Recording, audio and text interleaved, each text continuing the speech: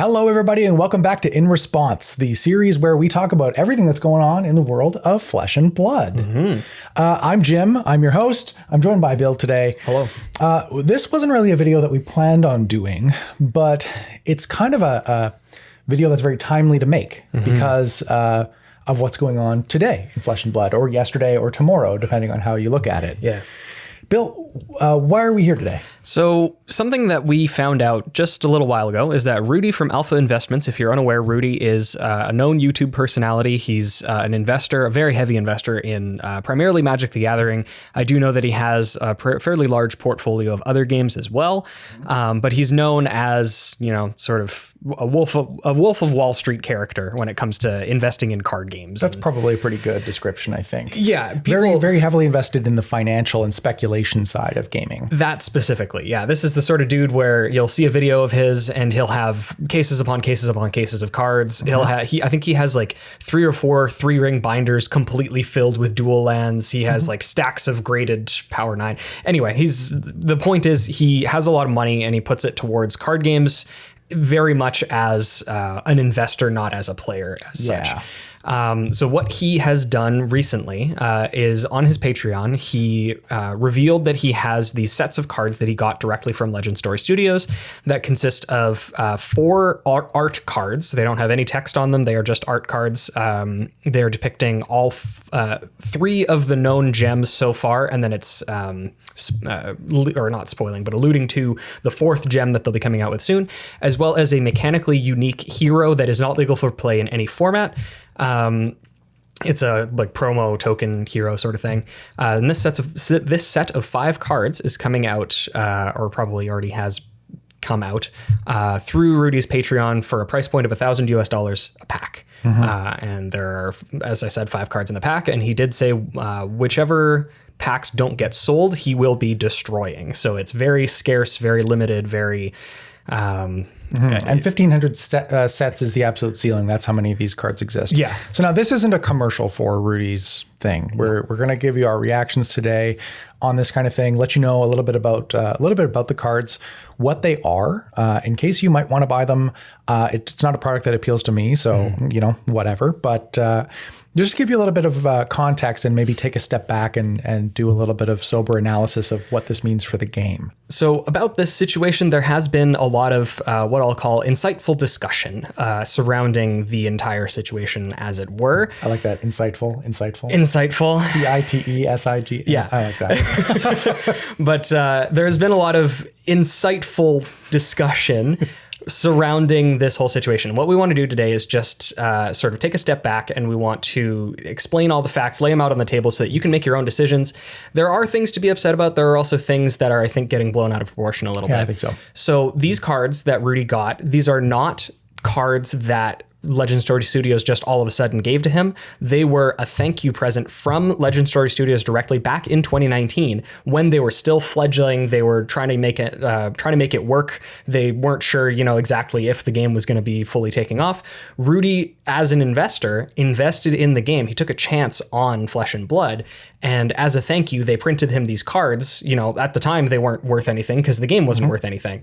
But now 2 years later, Rudy has decided, you know, now that the game is a thing, that he's going to try to sell these because, you know, they were a present. They're his cards. He can kind of do whatever he wants with them. So I think one of the things that I've seen as a main discussion point is that they feel that, they being the general population, feel that Rudy was given these cards recently by Legend Story Studios directly for the purpose of reselling, which Not really. That's not really the case that we're looking at here. They were a thank you present. Obviously, he was given an inflated amount of them, past what you would normally see in like Magic the Gathering with the Heroes of the Realm cards that employees of Wizards of the Coast get as a thank you. They only get, I believe, one each. Yeah, and if you're not a Magic player, these are similar idea thank you cards that are given. They're not tournament legal. They don't have Magic card backs. You can't play them in any format. And they're given to Wizards of the Coast employees as a thank you for, you know, internal company things, kind of like an employee of the month kind of a deal.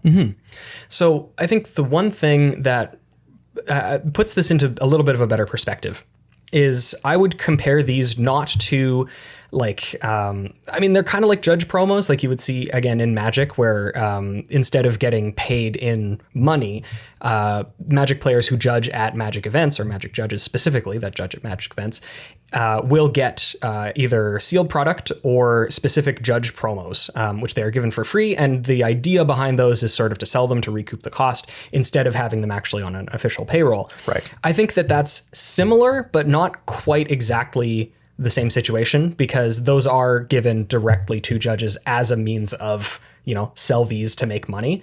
I would say they're more like artist proofs. They are a direct thank you for people who contribute to the game, and you can do with them whatever you want. There isn't an explicit expectation that you need to sell these to make ends meet. It is a thank you. You can do what you want. There's no price point set. I don't think that it was intended that they would be sold for $1,000 each, but that is sort of Rudy's prerogative. So I don't think that it was out of left field. I don't think it's surprising.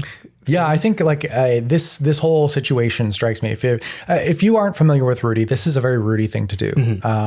I'm not personally a huge fan.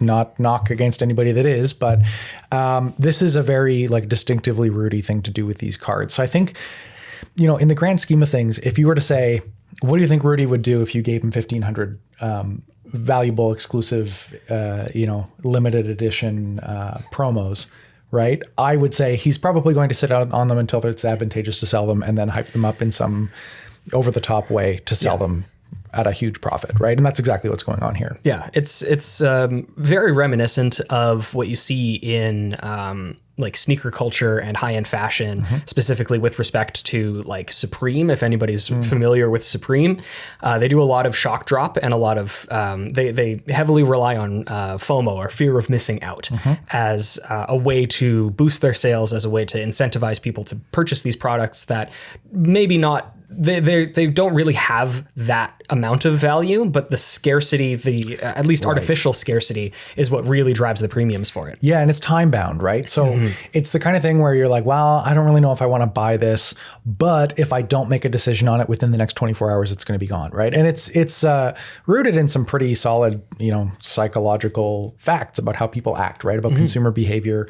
You're driving scarcity, but you're also saying, not only is it scarce, you have to make a decision on this right now. And it encourages people to kind of act before thinking, right? So I'm not a huge fan of that, just from an ethics standpoint, right? It's not like it's unethical, but I definitely don't think it's pro-consumer, if that makes sense. It's very pro-establishment. Yeah, the person who stands to make the most off of this is Rudy, and that's obviously very, very clear.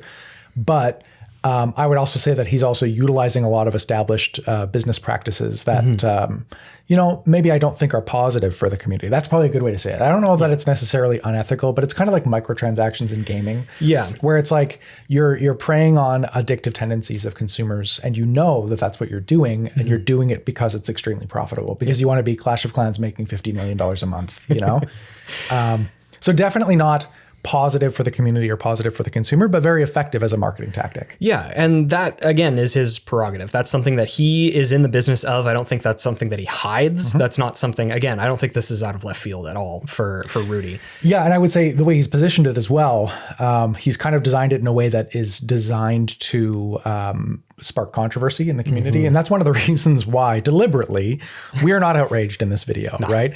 I'm not outraged at Rudy doing Rudy things. I'm not outraged at people trying to make money. It is what it is.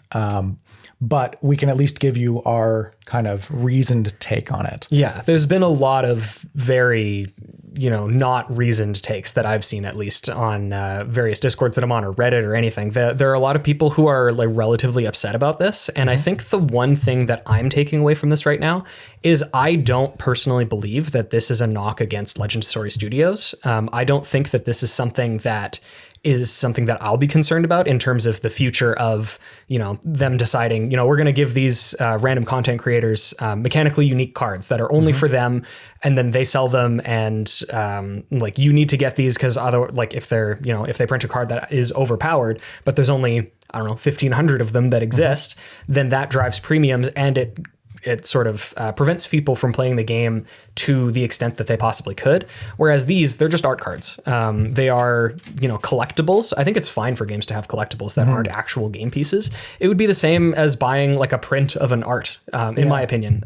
Well, and like, so this is not unheard of in collectible communities. One primary example in Magic is Mana Crypt. And this is a fairly iconic card. If you're not familiar with Magic, suffice it to say that this card is very good. It was originally printed as a promo that you could get by mailing something in from a book. Yep. And it wasn't available in any set that you could purchase. You had to buy the book.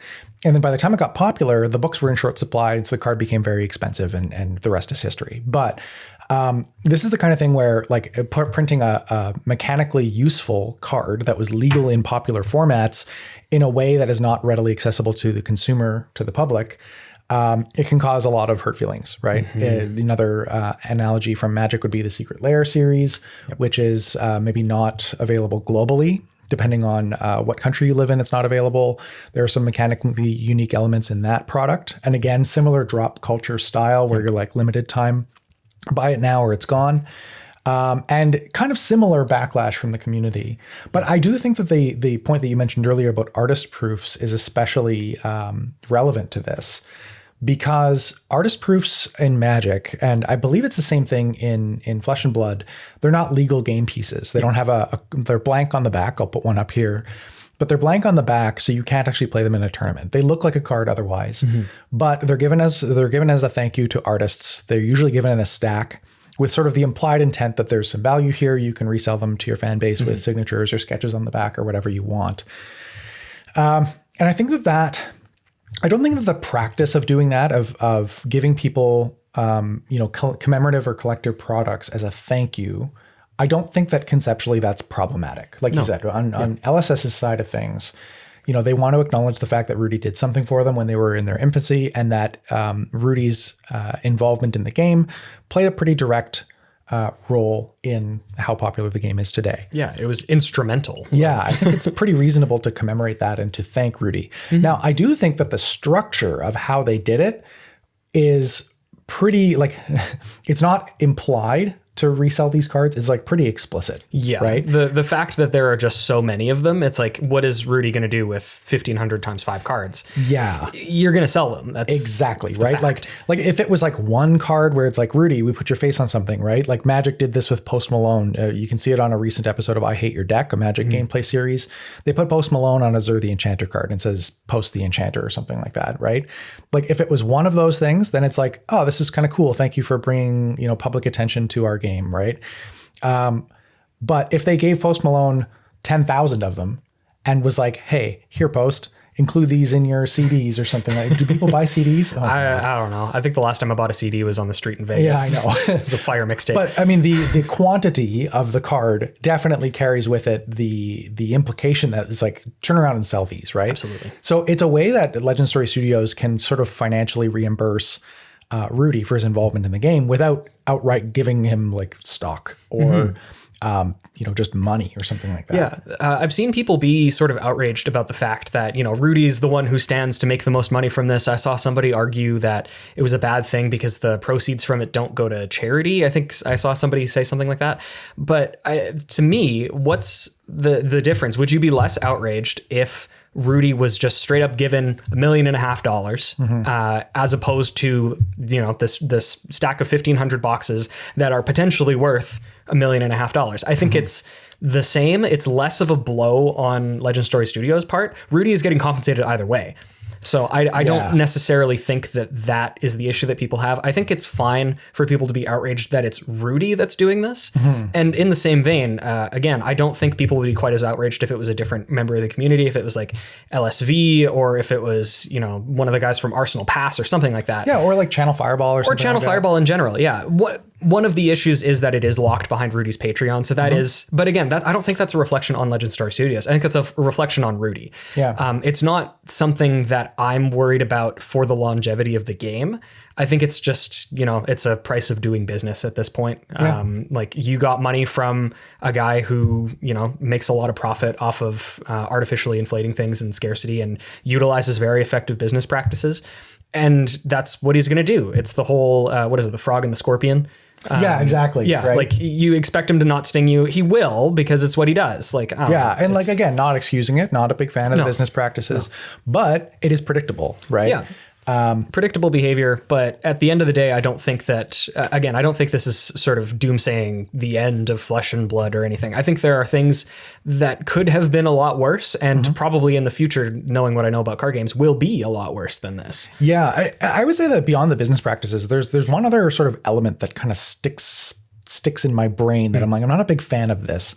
And that's that Flesh and Blood, by and large, has a public perception, whether it's accurate or not, that it's a very expensive game, that it's inaccessible, that the cards aren't available as game pieces if you want to get into playing the game. Yep. And I think that this sort of thing, especially given the size of Rudy's platform and the predictable result of Rudy's actions, I think are that it gives off a message to the entire community that this game is inaccessible, that it's being propped up by speculators, that it's all of these things that we've heard as Flesh and Blood players, right? Yep. That like nobody actually plays this game. I've never seen somebody playing Flesh and Blood. It's all just people sitting on first edition booster boxes and all that kind of stuff, right? Yep. And I think that that works against, I know all of the folks you out there might not know what our reasons are for starting this channel, but one of the reasons is that we want to show people how much fun it is to play. Mm-hmm. And part of that increasing accessibility is doing things like we have an upcoming series where we're going to be talking about pre-constructed decks plus $10 of upgrades, right? Where that says to the community, if you want to spend $25, you can get in and have a functional deck, then you can play this game and take it to your, what do they call the weekend events? Armories. Armories. You can take it to your local armory and have some fun with your friends, right? That's the message that we're trying to send. And I think that the message that Rudy is sending by his actions here works against that. And I don't like that because Rudy has a much larger platform than we do. Yeah, that is sort of the unfortunate thing. But I mean, at the end of the day, all we can do is try to spread our word, our truth that we know about the game. Like I have, if you're on our Discord and you've seen or if you've watched any of our live streams or whatever, like I've spent a decent amount of money on this game, but I'm not in it as an investor. I'm not buying these boxes intending to flip them for, thousands of extra dollars on top of it. I legitimately like the game. I want to have as many cards as possible so that I can make people intro decks so that they can play the game too. Like I think this game is legitimately fun. I think that the barrier to entry is very much lower than Magic the Gathering. The expensive game pieces, while there are expensive game pieces, are like late game upgrades, I would say. If you're planning on going to, if you're planning on going to nationals or something, like you will need these eventually, but they are also things that are applicable to multiple decks. So it does make it, you can spread the cost over multiple things. Right. It's not quite as expensive per deck, I would say. Yeah. Once you've purchased like late game upgrades for one deck, you can kind of have them trickle over to other decks. Yeah, they're kind of universally applicable. And offset that a little bit. Yeah. So like I said, the one thing that bugs me about this whole thing is mostly that I don't want the perception getting out there that this game is inaccessible and super expensive to play. So one thing that I would recommend to all of you out there in listener land is, reinforce the idea that these are not tournament playable, right? They are collector pieces. They are not integral to the game. And they are given as a thank you card, just as, if if I collaborated with Toyota on a new car or something like that, and they gave me like a hood ornament or something, right? Like it's not something that I need to drive around. It's a cool thing to have. It's got a cool story behind it, but it's not something that you should feel that you need to buy, right? Yep. And I would definitely encourage all of you to check in with your own tendencies, because a lot of people do have addictive tendencies when it comes to this sort of marketing, especially the act now or you're going to miss out style of marketing, and ask yourself, is this something that is it going to bring you $1,000 worth of joy? Yeah. Because like Bill was saying, like Magic can be an investment, but for the most part, when you buy Magic cards, you should be coming to terms with the fact that at any point this game, it could go to zero, right? Yeah. So, if you're thinking about doing it, if you are one of Rudy's patrons or whatever, just make sure that it's okay, money that you're okay losing. Because I wouldn't want to see somebody, blow their life savings on something like this, assuming that it's going to go to the moon and end up destitute because Rudy wants to make $1 million off of something. Yeah. it's at the end of the day, this is a game. And I think having the game pieces is more valuable than having collectible things, unless you are enfranchised enough that you do want to start collecting. Because it's fine having a hobby that you really like and you want to get into the, the more obscure collectible things. That's fine. But you don't need that to start. You don't need to buy this $1,000 package, which is now, I think, on random Discords going for at least $2,000. You don't need that to start the game. You don't need any of these cards to actively play the game at all. They will not improve your deck. They are cool things to have in a binder and show off to your friends. And that's it. Like it's the same thing as investing in art. They're there to look at. You don't get to use them. It's not like, I don't know. It's not like you're investing in a car or something to actually get around. You don't need the hood ornament, as you said. Like it's... Yeah. And so like, I would also say if anybody from Legend Story Studios is watching this, I don't know if you are, we're still a relatively small channel.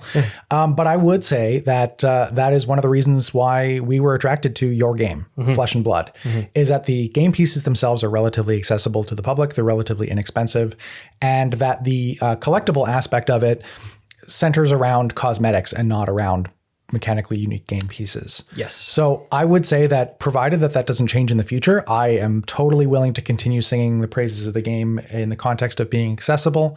But it's definitely something I'm going to look out for in the future. Like I know what this looks like in Magic, and I know what the public reaction is because I'm on the Commander Advisory Group for Magic's biggest paper format. And I hear a lot of stuff, a lot of reaction from the public about what it's like to feel like you can't compete because you're priced out of the game, or because, game pieces just aren't accessible to you. It's not a great feeling. Not all of it is rational. Some of it is. But it's not something that I would want to see Flesh and Blood go down that road. I don't think they are, and I could be wrong.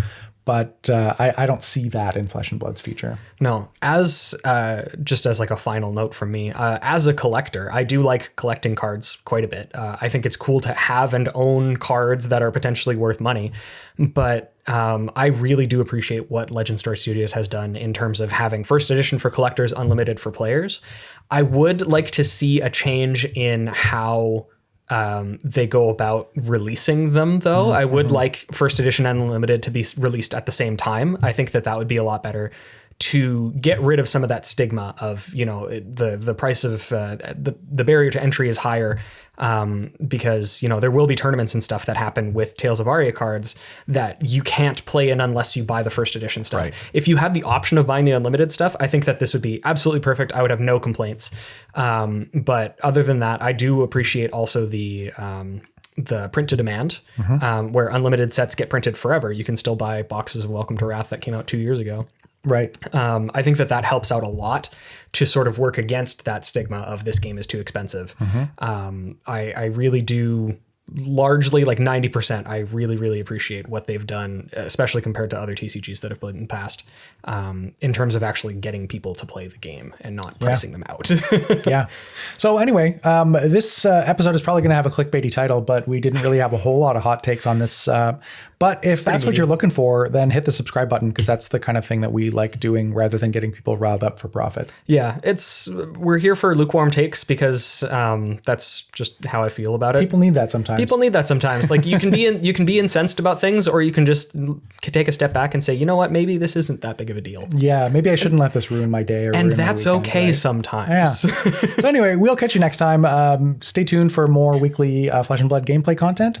And I think we're also going to do an in response like this about the Tales of Aria calling in Dallas Fort Worth next weekend. Yes, I'm very much looking forward to it because it's sealed, right? It is sealed. Sealed, yeah. So that'll be interesting. Yeah, we'll catch you next time. Hey, thanks for checking out the Spike Feeders on YouTube.